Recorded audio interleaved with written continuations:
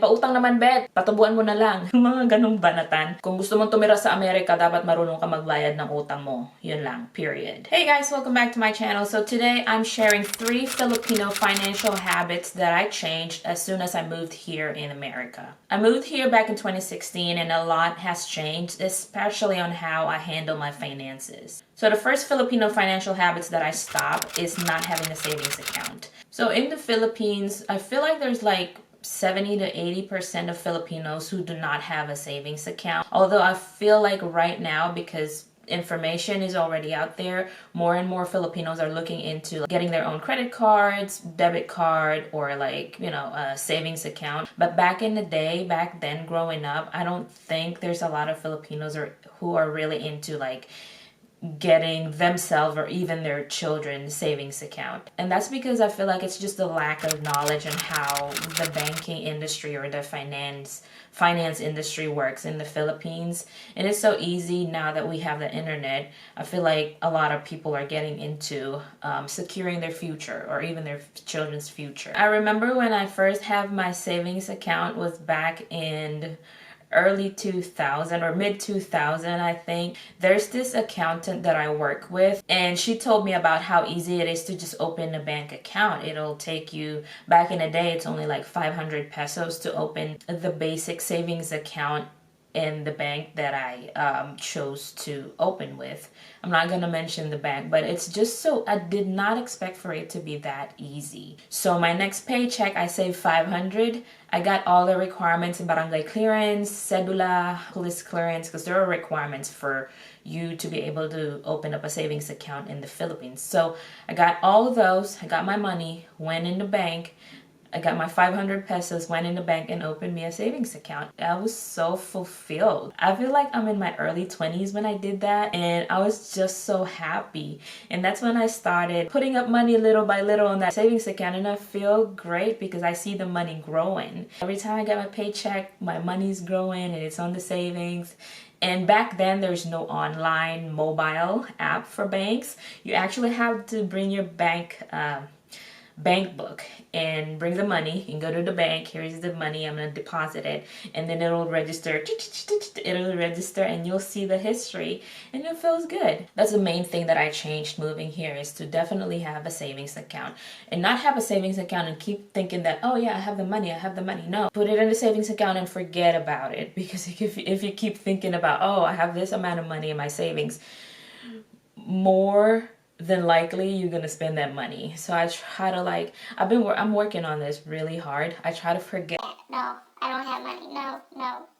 I'm not gonna use that. That is like my main challenge and struggle, is like, oh, this is so cute. Like, okay, no, you don't, Beth.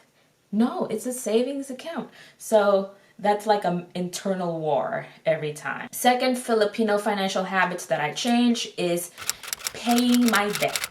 Every time I scroll on my Facebook is mostly my Filipino friends and my Filipino family. So there's a lot of Filipino memes going around on my Facebook. My Instagram, it's more of like mixed Filipino friends, Filipino family, and the people that I met here in the US. So it's mixed. But when I log into my Facebook, it's all Filipino stuff there. Every time I log into Facebook, all I see is all these memes, bro. The people do not pay their debt. When I say debt, it's you considered you borrowing money to your friend a debt. For me, that's a debt.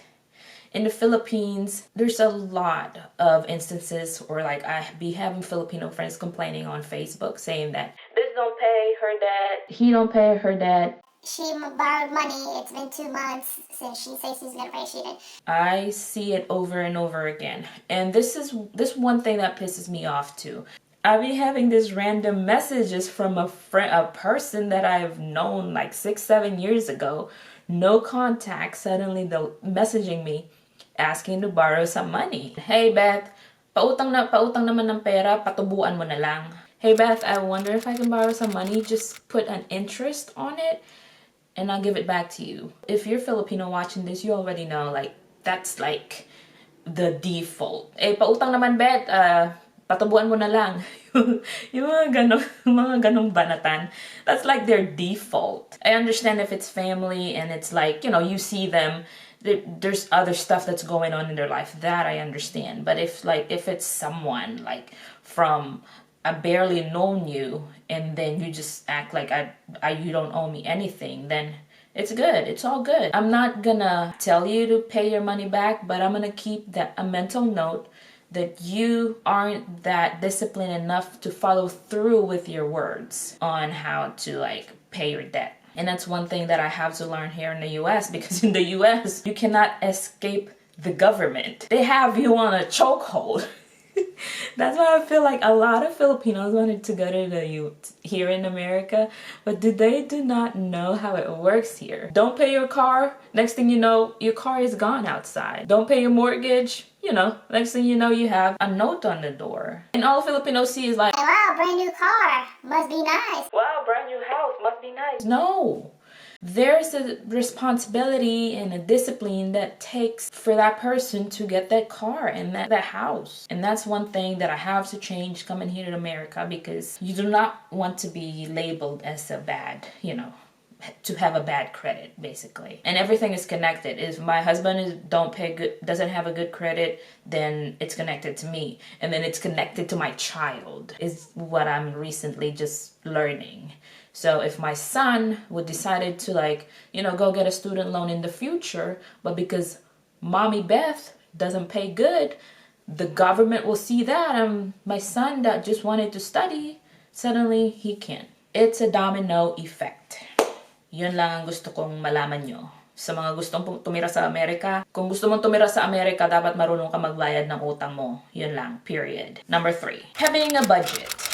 So this is something that I did not do in the Philippines back then, but here I have to, because I'm using a credit card. In the Philippines, we do cash. Basically, if you don't have cash, then, it's time for you to go home. In America, you have that card, that plastic card that you take wherever you go. So you need to have a budget. And this card won't go anywhere. It won't go anywhere, bro. It's just there. It keeps swiping. I have to practice or getting into habit of having a budget before I even get out of the door. Like right now, I can easily spend $100 on my plant addiction. $100 on a plant addiction. How much is like a pot of plant? Like a nice pot of plant. Easily. $100, bro, go out. It's so easy to like overspend when you don't have a budget. And it's in all aspects of your financial situation. Grocery, have a budget. Going out and eat, have a budget. Shopping or traveling, have a budget. All aspects need to have a budget. And this is something that my husband have to teach me. He actually taught me a lot because, I got here in America, I don't know nothing. Like this winter, I was like, oh, I want to get a new winter boots. It's like, okay, how much is your budget? I don't have a budget. I just want to get a new winter boots. And I started practicing that on all the stuff that every time I shop, okay, I wanted to get a couple of nice pants. What's my budget? What's the budget? How much is the budget? So developing a solid budget and not overspending or not going over the budget is important as well. So yeah, that is all for this video, you guys. If you enjoy this video, give me a thumbs up and I will see you on the next one. Bye.